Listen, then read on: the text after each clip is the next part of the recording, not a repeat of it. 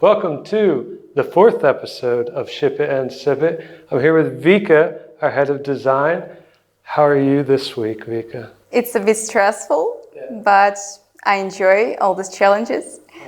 I like to face difficulties when they're not so much, but when I have 2 or 3 challenges in the week, it's okay. So this week started with the challenges I was talking about before, and I hope that it will finish good and everything will be okay. Today you just finished a new landing page for a client who went through our discovery, our startup kit process. Can you tell us a little bit more about that startup kit process, the discovery process you do with new clients like this? Yeah, this discovery process involves BA part when they elicitate different requirements, they work on scope and vision, and then it's a part of designers. We prepare mockups and sometimes clickable prototype when we have time for it, because the time frame for this phase is very limited. We have 3 or 4 weeks. And then we present it all to the client. With this client, we made several edits to the mockups, and then he requested a landing page for his product. And today we presented a landing page. We don't know yet whether it's going to be a final version or not. He is reviewing it now. So yeah, this package is a great idea because we can very quickly test clients' hypotheses and work with them later. Awesome. And this product they were discovering, it was an app, or will it be a web platform? Or yeah, it's going to be a web platform. It's a connection of travel and medicine. This is a product for travelers who are going abroad and they need medical assistance. They can order a travel box with all the medicine, and they can request doctor support, 24/7 support when they are abroad. Cool. Sounds handy if you like to travel. Hopefully we'll all be traveling a lot more again soon, and this product will be really successful. And other news from this week, our startup summer applications were closed, and we had 97 students apply, which is awesome. In the next few weeks, they'll be interviewing everyone, and we'll narrow that down to 12 final students. And they will join us for Startup Summer in July. They'll start lectures and they'll start working on 2 products. And also we have selected the 2 startups for the accelerator. Are you excited about the accelerator? Yeah, we're very excited because these both products that were selected, they're great in terms of business, of social impact. And I believe it's going to be interesting to work with it in terms of design. And from our part, we'll do, as always, to do our best to make these products as clear, simple, and user-friendly as possible. Awesome. I'm excited for it. I'm excited to see what happens with both of those different projects that we have this summer. It's going to be fun. But let's talk about you for a minute, all right? Okay. You joined Paralect late last year. It was like November? Yeah, December. December, yeah. What made you decide that Paralect was the design team or the company that you wanted to be a part of? What was sort of the secret sauce that you just loved about Paralect? Frankly, I felt that I'm going to work there even before the interview, because of course I was searching through the social networks. I was communicating with the HRs on LinkedIn, and everything was so nice and so professional that I liked this company even before I got acquainted with people. And when I came there, all my expectations were confirmed. And at the beginning, I was assigned to a really cool project. And maybe because of this project that inspired me, I managed to do my best, and it was noticed, and I didn't expect that everything could turn out in this way, that now I'll be head of design, and it's now really... you are head of design. Yeah, I am, and it's really a great honor for me to work with these people, to lead these awesome and professional designers who are very creative and who are eager to knowledge and development. And the first project you were working on was it GPay? Yeah. Yeah, and you did that cool blog post about the usability testing that you went through there with GPay. Tell us a little bit more about that, and how did that sort of shape the final product that we made in terms of design? What I should say is that usability testing turned out to be a step that is really crucial to the product. And I realized that it's very important to conduct this usability testing as early as possible and maybe not once, Right. Especially before the development phase, because we did it before the development when we had only clickable prototype. And we made some amendments, and I believe that these saved money and time of the team and the client. And regarding the process, when we finalized design, we prepared a list of questions like scenario for the users. We arranged calls in Google Meets. They joined with their phones, shared the screen, and went through the prototype according to our tasks. Right. And we made notes whether everything was clear for them. And at the end, we had a table. I attached it into the blog post where it was clear which moments were problematic, and we tried to improve them. Mm-hmm. So we improved them at the stage of design, and developers realized the amended version. So they didn't waste their time on the first and then on the second versions. So you would say that you'd like to do usability testing even earlier, but don't you need a clickable prototype in order to go through that whole process? Maybe not earlier than we did, yeah. But for product generally, try to make it as early as possible. I mean, when the main flow is finalized, mm-hmm. It's better to test it on the users rather than develop it and then ask users to download your app from the stores. Right. And then it will be more difficult to make edits there. So yeah, when you have a clickable prototype, at least of 10 screens, it's better to test them on the user. Okay, got it. Let's go back to product discovery real quick because our 2 startups for the accelerator will be going into this product discovery phase very soon. Very different products, they're serving different markets. As far as I understand, I haven't seen the full product descriptions yet.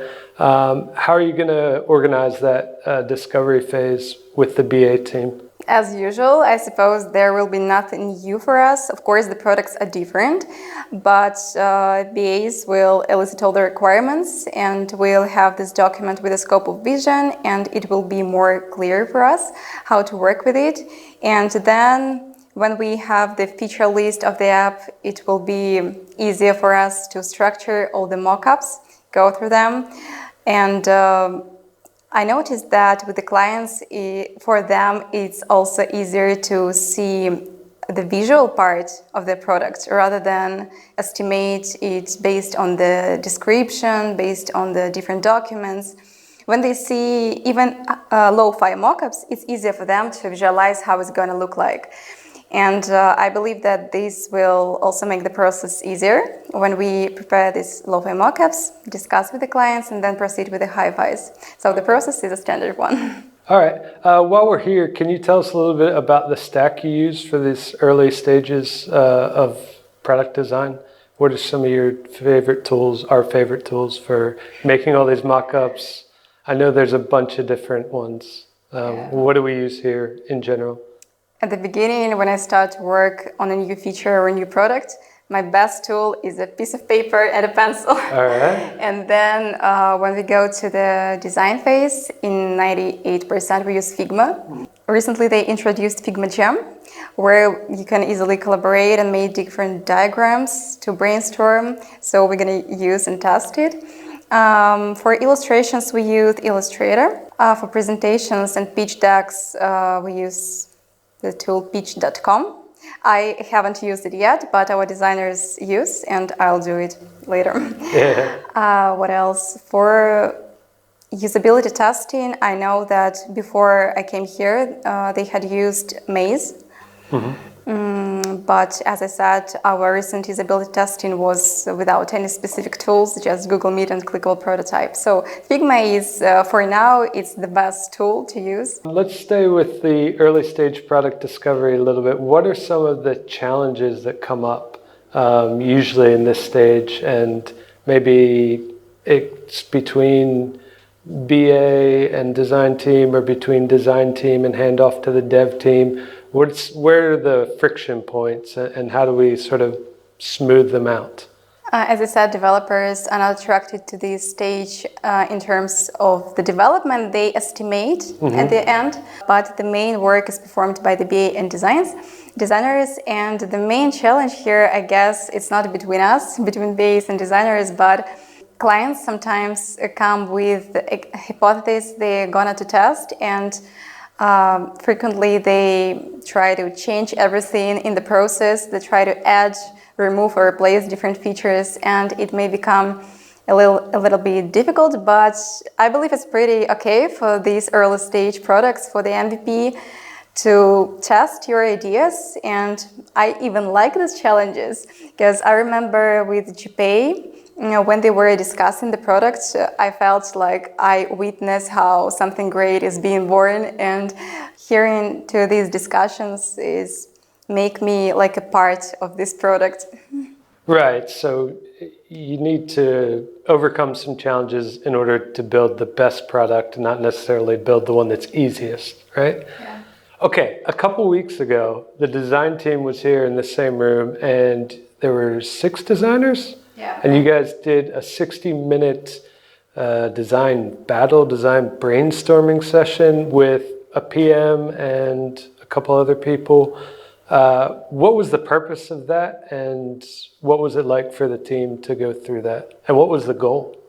Yeah, actually it was a trial edition of this event. It was the first time, and I believe that the results were pretty good, and we'll continue to do it on a regular basis, maybe once a month or 2.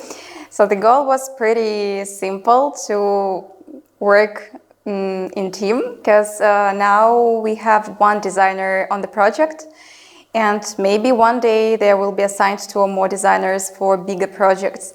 And I think that it's really important to know how to work in team, how to come up with something common and adequate, Right. How to follow the consistency of the product. And of course, it's about the client, because sometimes clients come to you with very detailed idea, and others come with just a vision. And inviting different guests will help us to know how different clients can present and detail their ideas, to work with it. And I believe that this experience really will pay off one day. All right, so, but at the end of the 60 minutes, what did you guys build? What was the end goal? The end goal was to create a flow, and if we have enough time to create a clickable prototype. We were linking these screens at the last minute, but we managed. The main goal was to work in team, to come up with something that client expects, and to present it. And the most challenging part was to divide all these tasks. Globally, we're all of the same zone of responsibility, we're designers. And to divide all these design tasks on separate stages, steps, and screens, flows, I don't know, it was challenging. Yeah. Did you guys argue about like the font choices, or like make the button bigger, or what was the... We didn't have these issues, we just... I even don't remember. It was so quickly. We asked someone to do UI kit with colors and fonts. Another person was doing a screen with a subscription, another with a split in the subscription. Some people grouped. 2 people were working on one feature, one on another. So we didn't discuss it before. We wanted it to be a challenge. We even didn't discuss the format with which the client should come with us to us. Pasha asked us how should he prepare his idea, and we decided that there will be no formats, because in real life there are no formats for the clients. They come with everything that in their head, and we should be prepared for it. Okay, so this simulation where a client comes to all of the designers with an idea and very quickly made it happen via teamwork, it's very different from what normally happens with our partners, with our clients. Can you explain a little bit how it's different if a client just comes to us via regular channels? They'll just have one designer, and how long would that process take, and how would it be different from what happened in the design brainstorming session? Yeah, it differs a lot, I should say, because on the real projects there are BAs who elicitate all the requirements and come to you with a list of features with whom you can discuss something in a slow mode. And here we had to discuss on the scope ourselves, to ask some questions and clarifications to the client, and we needed to know how to formulate these questions, what to ask. It was more difficult than a general project, I suppose, because of the time limit. Yeah, 60 minutes and 60 days are a little bit different planets. So with the real project, of course, we make more deep research, more deep search of references, more discussions on the functionality, more errors, pop-ups, and different interactions can be elaborated. So this design brainstorm is just a quick challenge to keep fit. Right. And it sounds like fun. I mean, because you guys don't usually get to work together on one product. That was the point. Yeah. So in a regular system where you have one designer on a product with a BA and the rest of the product team, how do you guys collaborate within the design department? How do you sort of make sure that, I don't know, quality standards are met, make sure that your designers have the support they need within that project? How is that organized? Well, every Tuesday we have a design sync where we have a moderator who comes with his program. It can be everything, whether to discuss Figma plugins or to show your project. And one of the recent our design syncs, Lisa was presenting her clickable prototype for a new project. And we were discussing it both in terms of UX and UI. We were commenting on it, and it was really useful for her and for us to look what other designers do, to share our experiences. Sergey also prepared UI kit, which we were discussing, and now we use it. All of us use it, and yeah, it's great to share your ideas and your vision of how to design. Let's move on a little bit. We have a specific page about our design process on our website. You can go there, paralect.com/design, I believe. And that outlines our general approach to design for projects of any scope and size, whether they be new or existing apps that need a redesign. What is something that you would like to let our prospective clients know that isn't on that web page? So we're going to redesign this design page. Yeah, and I want to show more expertise, more not static shots of the results, but maybe some videos of the process, how the design was created, to time-lapse or something like this. Yeah, okay. Yeah, to make these video recordings, to show more videos how team collaborates, maybe to show some videos from our design brainstorm, maybe some written documents on our design vision. The business analysts prepare the documents with their process, and maybe I wanted to prepare another one with our. Awesome. It's going to be a blog post too, right? We're going to work on this page this summer, maybe in July or August, I don't know. Maybe we'll come up with something interesting. Okay. What are some like the most frequently asked questions that clients have for the design of their products when they come to us, if it's a new client? Or... It's better to ask sales because they communicate with clients at early stage. They just ask you. Yeah, sometimes they ask me about the number of screens we deliver after the discovery phase and so on, but we discussed that everything should not be limited by the number, but by the functionality. So when the client comes to us with the specific list of features and we define it as an MVP, so we should work on this list based on it, not based on the number of screens. I just have one more question, and it's more of a local one. I added it at the last minute. I hope you saw it. But here in Eastern Europe, there's a really strong foundation in the education system for like computer science for programmers from university to go into these fields with a lot of background knowledge that they need to work as developers. How is it for designers, and what advice would you give a young person that wants to become a designer in terms of learning opportunities, in terms of what to study? Maybe there's some resources you really like. Well, we have a subscription for Design Foundation, and they're really good courses that several designers from our team have passed. And I would suggest to pass these courses, to read some books on UX. Maybe I would suggest to start from UX and then move to UI part. I participated in a course from the High Tech Park in the IT Academy. I cannot say that these were knowledge that I used in my real job, but the collaboration with other people, sharing your very little experience when you discuss something, it was really great. And I would also suggest to visit such courses where you can collaborate with other people and to share your visions, to share your knowledge, your feedback. Yeah. Well, thank you for joining me on Thank this you for inviting. episode of Ship It and Sip It. I hope you have a wonderful weekend, everyone. Don't forget, don't deploy on Fridays. Be nice to your designers and have a lovely start of the summer. Yeah. Thanks. Bye-bye. Bye.